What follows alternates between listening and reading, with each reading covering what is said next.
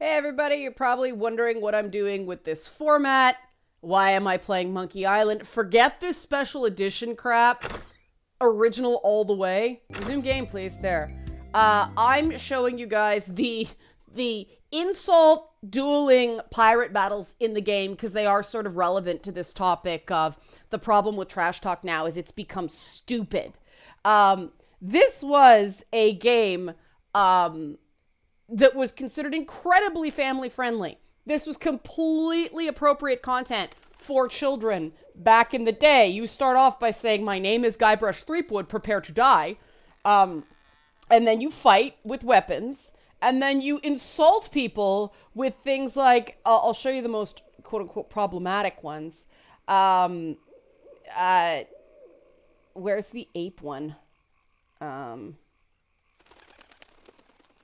If your brother's like you, better to marry a pig. Like, that's like, ouch. See, that's one thing the Swordmaster throws at you, which is a woman of color, for the record. There's others. I've spoken with apes more polite than you. That's problematic by today's terms.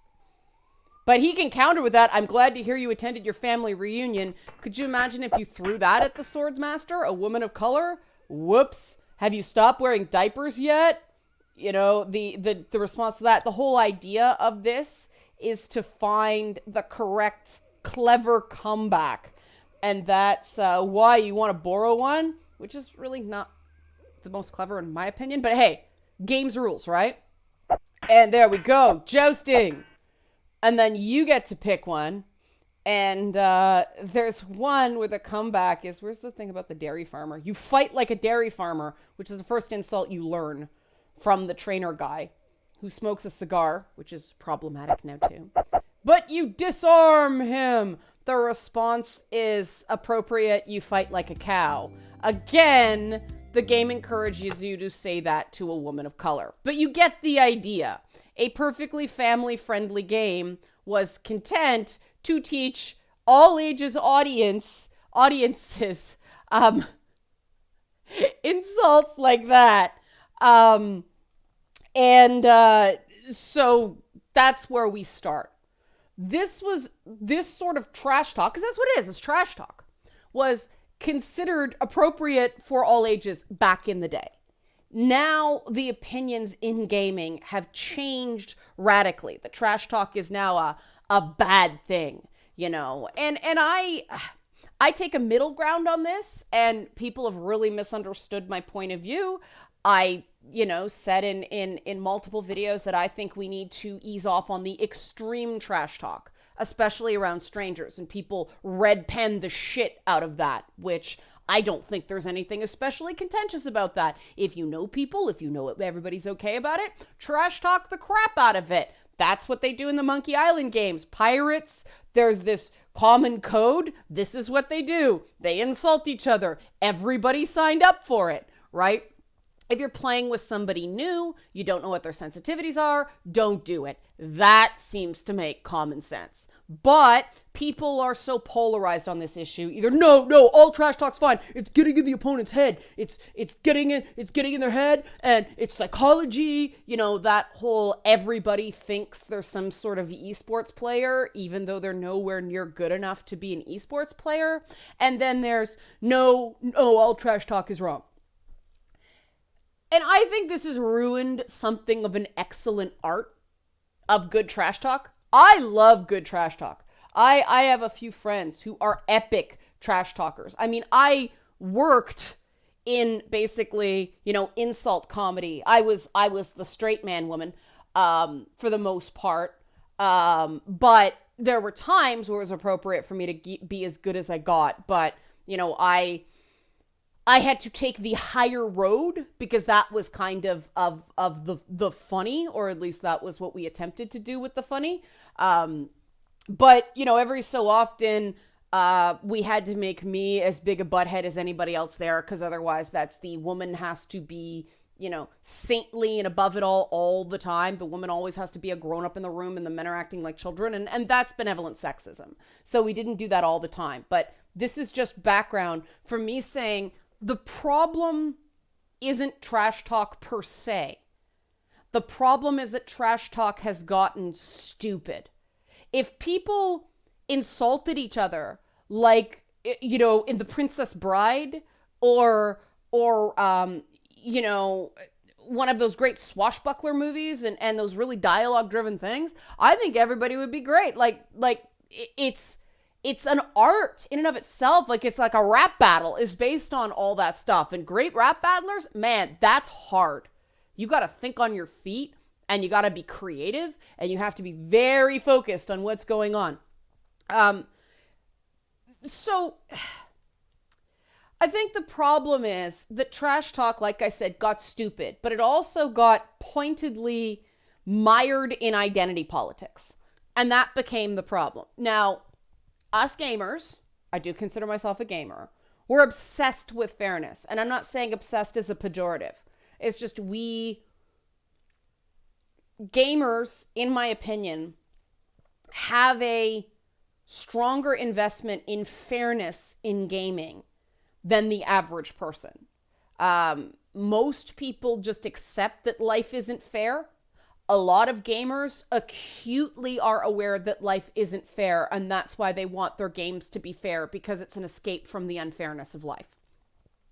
And so there's a lot going on based in that. That's fundamental to explain this trash talk stuff, because in the time that trash talk has sort of been on the decline, this whole idea of punching up was ascendant for a while, though I've noticed that's backed off quite a bit since Trump became president. Trump shut those people up pretty hard, because they realized that, oh, gee, a guy like Donald Trump will always be able to outpunch you. That's the problem with punching up. If you, quote unquote, punch up and the person punches back, well, they got a longer reach than you, you're going to get slaughtered. You can't win at that game. And I'm going to take the rest of the video to explain why, and why I think that the stupefying, the idiotocratizing, well, that was a long word, of trash talk is not for the good. It's not going to get us towards justice. It's not going to get us towards a better world. It's not even going to get us to better discourse. Because there are some ideas that actually deserve ridicule. There are. If somebody has no facts to back up their argument, and you are claiming to have an intellectual conversation, that deserves ridicule. Why? Because we need to create fact-based norms to inform our decision making. If somebody uses junk science, that's either disingenuous, oh, insult, or it's ignorant, oh, insult. If somebody is arguing in bad faith, that's a problem too. You're not getting anywhere. It's a waste of your time. But the way it works now, because we've lived 10 years of people coming into adulthood, graduating from adolescence with nothing more than a participation ribbon, and everybody got a participation ribbon, that now this idea that some ideas deserve to be mocked, well, the people espousing the ideas that deserve to be mocked are using the language of quote unquote social justice to avoid that rightly deserved mockery. If you say someone's views are idiotic, for instance, oh, personal attack, right? If you say you're being an asshole when you're calling out someone being an asshole, oh, insult, very nice. I've had this happen to me more than once. Doesn't matter that they gave way more than they got before that. They use the assumption that another person is going to go, oh, it wasn't an insult, or it wasn't an insult. Or, they're going to get in this mental trap of it's never okay to insult someone. And use that to just sort of disarm the opponent, as you saw in Monkey Island. I think this is counterproductive. Now, part of this is because if you want to get anywhere, even above average, if you want more than the mean, if you want more than the baseline, you are going to have to learn how to deal with people coming at you. Trust me, I'm living proof. The higher you rise, the more pointed and nasty those attacks get. And there has been a real, it's not even more of a tinge, it's a big sloppy slap of paint of identity increasingly added in these insults, right? I've noticed the frequency of people calling me racist whenever I dare to comment on a character that's not white. That's a big point. They're attacking the fact that I am, quite visibly pale. And so the idea is that they make certain assumptions about me. It's safe to call me racist. I have no counter. It's like in Monkey Island, if you haven't learned the counter insult yet, you can't win on that round. But that's a slippery slope. And that's the slippery slope that ultimately disadvantages marginalized peoples. Hear me out. I know that's a big social justice mouthful. I'm not going to get postmodern on you. This is absolutely going to be factual. The problem with these identity-based insults is that they are based on norms and a hierarchy of norms. Certain types of people, certain identities are ranked more highly in society than other identities. And you know what the pecking order is based on the structure of the insult. For instance, go back in the kitchen and make me a sandwich hinges on the whole rightful place of a woman in the kitchen. That's insulting a woman based on normative behaviors for women. I can't think of a comparable insult for men when, cisgendered white men, I shouldn't even say cisgendered, when perceived cisgendered white men are attacked. Their masculinity is insulted. The idea is they lack masculinity. Masculinity itself is not the hinge of the identity-based insult. So it's gay slurs, which hurt any gay person in earshot because you're using an identity as an insult. But you don't hear, oh, nice straight man. Oh, nice white man has been used, which I think is a bad idea because somebody who doesn't care about racism, there's a whole list of words that they can fling at people who go there that are far more powerful. Quite frankly, I miss the much more hilarious honky that George Jefferson used to throw around, but that's just my personal preference. You have to contextualize George Jefferson was funny in those contexts because he was introduced as a foil to Archie Bunker, who was already defined as a racist. Right? So he was funny in this idea of punching up, but the flip side, you almost got the idea that with George Jefferson, it was a coping mechanism. But the interesting about George Jefferson is George Jefferson was just as bigoted as Archie Bunker was in a different way. And you saw that in his interactions with pretty much everybody else on the show. When he got his own show, sometimes George Jefferson made a lot of sense. Sometimes Archie Bunker made a lot of sense. But they were both still very limited in their thinking, and they were driven by bigotries played for laughs.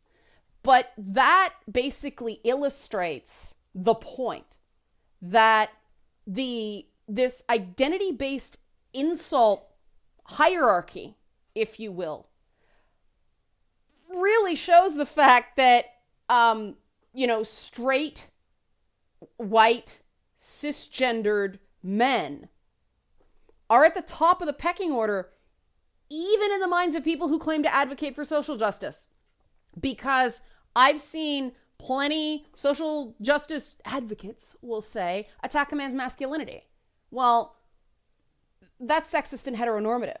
We should not be enforcing, conformity to hegemonic masculinity. I hate that term, and insist that we are for equality of the sexes. Equality of the sexes requires us to how do I say this? Allow maximum freedom within a gender designation. A layman's way of saying this is we have to make gender matter less.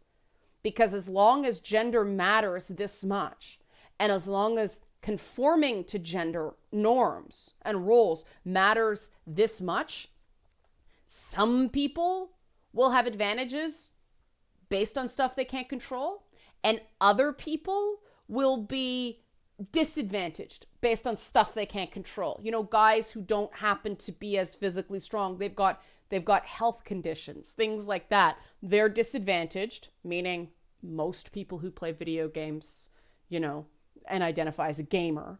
And then, you know, the people who are big, you know, muscle-bound jocks and all that stuff are advantaged. Now, that gets turned on its ear because I know one guy, he has other issues. He has mental health issues. And because he's not this perfect paragon of masculinity in other ways, people tell him that he shouldn't do the bodybuilding. He shouldn't be super muscular because it makes people uncomfortable. So the only men that are allowed to reap those benefits are the ones that don't have any other perceived, you know, loss of privilege, for lack of the better term. This is why all this stuff is so insidious. This is why punching up is so insidious. This is why identity-based insults are so insidious. You know, there is no race, creed, or color attached to asshole. To me, things like asshole and jerk are gender-neutral terms. And yet people still go, oh, an insult, very nice. Well, like I said, some ideas deserve to be insulted. And I agree that if you can't do it without insults, if you can't do it without swearing, then you don't have a strong argument. That doesn't mean that calling out bad behavior for what it isn't right, isn't the higher ground. And the best way to quote unquote punch up, if you will, is to take the Monkey Island example. Be more clever than the person trying to hold you down. That's pretty much the way to win at life. Sometimes that does mean taking them on. It does. It basically is a mindset that I've adopted is if you're going to shoot for the queen, you better shoot to kill because I fire back. But you do it once and then you walk away because that establishes dominance, right? I'm not going to get down in the muck with you. I'm going to tell you why you're wrong. I'm going to make my case firmly, and then you are not worth my time. But that involves fighting back to an extent. And if we just identicize, if we just make everything about identity, this is a race to the bottom. And people like, you know, Donald Trump, just because it's an example that everybody's aware of, will be able to continue to hinge his displays of dominance on people he thinks are lesser. There's been a lot of focus on Donald Trump's racism and Donald Trump's sexism. And I don't say perceived or alleged, because at this point he does leverage racism. He does leverage sexism through the insults he uses. Now, that doesn't mean he doesn't pick on white guys too. Crazy Bernie, Sleepy Joe Biden, he does it to white men too. But you notice that when he goes after white men, he has to individualize them, right? Joe Biden's sleepy, which means he doesn't have energy, doesn't have vigor. It's an attack on his masculinity. Crazy Bernie, we know, I mean, Donald Trump's the last guy who should be calling anybody crazy, quite frankly, at this point, but it works, right? Oh, Bernie Sanders has some ideas that, let me put it this way. When you've been giving the same speech for the last 30 years, something's not right. My criticism of Bernie Sanders is not that he's crazy. I think he's actually quite shrewd. It's just the fact that he's been giving the same speech for the last 30 years says he's ineffective, but that takes too long. Crazy Bernie works. Everybody knows that, you know, crazy people are less good than sane people, you know? But that's the thing. He doesn't tell Bernie Sanders or Joe Biden to go back where they came from. I don't think he even told Arnold Schwarzenegger when they had beef to go back where he came from, even though Arnold Schwarzenegger actually is from Austria, right? He uses a historically racist insult against women of color when he very well could have gone after their individual, let's say not their best moments, because in all four of those cases there were plenty of them, and he didn't. You know, he goes after women's appearances. He tends to focus a lot more on when he thinks a man's attractive, which I find kind of interesting. But you know, he doesn't pick on the appearances of men nearly as much. And I don't think any of this stuff is conscious. I think Trump has this, as an allegedly good brander, he has this instinctive recognition of the lowest common denominator, because the lowest common denominator is invoked in a lot in that kind of crass marketing. You'll notice him saying a lot, we're going to make you very happy. Everybody was very happy. Everybody was very happy. You know, invoke that word, pound that gavel, because the mirror neurons start kicking. Happy. I want to be happy. You know, oh, everybody was very happy. Oh, that's great. Who has issues with happy? You know, in politics, somebody shouldn't be walking around going, you're going to be very happy. Everybody's happy. Because if everybody's happy with a piece of legislation, something's wrong. Good legislation means everybody has to give up something and nobody's terribly happy. That's the incrementalist compromise basis of the US system. And that's the thing. In your personal interactions, in your personal moral code, you should not feel like you have to compromise your opinions to get along. No, that's in your head. That's your own autonomy. You have the absolute right to your views. But in order to work with people to get things done, that is based on compromise. And everybody has to decide which compromises they can live with and which ones they can't, knowing that, you know, look at Joe Biden, you're going to be judged on them. Anybody with a record is judged on their record. That's why the people that tend to ascend these days have a paper-thin record. But that's also because we're obsessed with identity. It's not proved to me that you are capable of doing this very important job based on your track record. It's you are a person that's going to make me feel good based on your identity and by extension mine. That's where we are. And right before I started recording this, I watched Al Sharpton on TV, and he said something really profound, and he was talking about the black electorate, but I think this actually applies to everybody. That what he said is people, in his case black people, but I will just say people, vote based on pride, or they vote based on anger. And that was very astute. That's very much what's going on here. The problem is that when you vote based on pride and you vote based on anger, you may not make the best choice. So our instincts as human beings make us incredibly vulnerable to manipulation, incredibly vulnerable to being led down the garden path. And we need to recognize this. And that's why the intellectual insult, you know, Shakespeare level insult, a really good, clever barb, that's why it's held in such high esteem, or at least it used to. The ironic thing about the quote-unquote social justice movement, and I quote-unquote that because I believe justice is indivisible. This is indivisible. This is going to be fucking Shark Week, okay? I'm just going for it this week. I'll talk about that tomorrow, the indivisibility of justice. But the social justice advocates have claimed that, you know, that level of intellect, the command of, in this case, English, but there's plenty of it in Spanish and French as well, to these trading of barbs. Well, that's classist, and that's racist.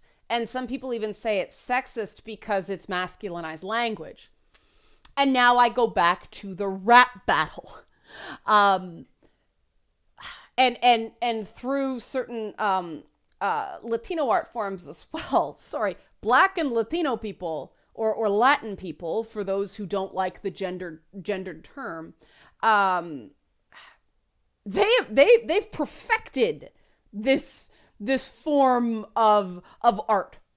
So much for it being racist. I mean, a good rap battler can smack anybody down, all comers. I don't care who you are. Part of the reason Eminem was so embraced is he was a damn good rap battler. He's a very good rapper, and I'm glad to see him evolve in his content and not just continue to go back to the Slim Shady stuff because the record companies like that, and My Name Is was his big hit. M's grown up a lot, and I'm happy to see it because he is very talented, and it's good to see him intellectualizing that raw talent. And that's what we have to do. We have to all start intellectualizing our weaponized vocabulary, for lack of a better term, our insults. You know, there's nothing clever about just repeating bad words you heard. That stuff 9-year-olds do. That's why South Park's so brilliant. The fact that those kids curse like sailors. That was me when I was 9. Oh my God, swear words were the greatest thing in the world. Swear words, Garbage Pail Kids, Crystal Castles, and I think it was Metroid. That's where I was at that period in my life. They were the greatest shock, but I was 9. Okay? That's understandable development for a 9-year-old. Now, I think part of the problem is you're not allowed to have that experience when you're 9 anymore, right? Because everything's bubble wrapped. You don't get to explore taboos when you're 9. Everyone's like, oh no, they're going to become a serial killer. Don't let them swear. You know, parents should correct kids. Kids have to have a level of rebellion. Swearing at that age is a form of rebellion. You got to teach kids there's a time and a place.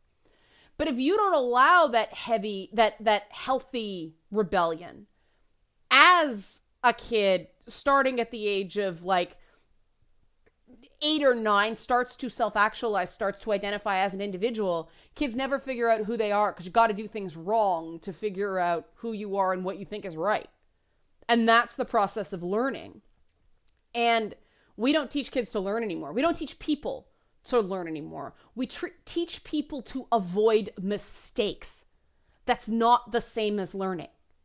And maybe this is another video. Let me know if you want me to talk more about this on Feedback Friday. But learning involves mistakes. So if you encourage the avoidance of mistakes, you actually stifle learning. People have to be able to make mistakes.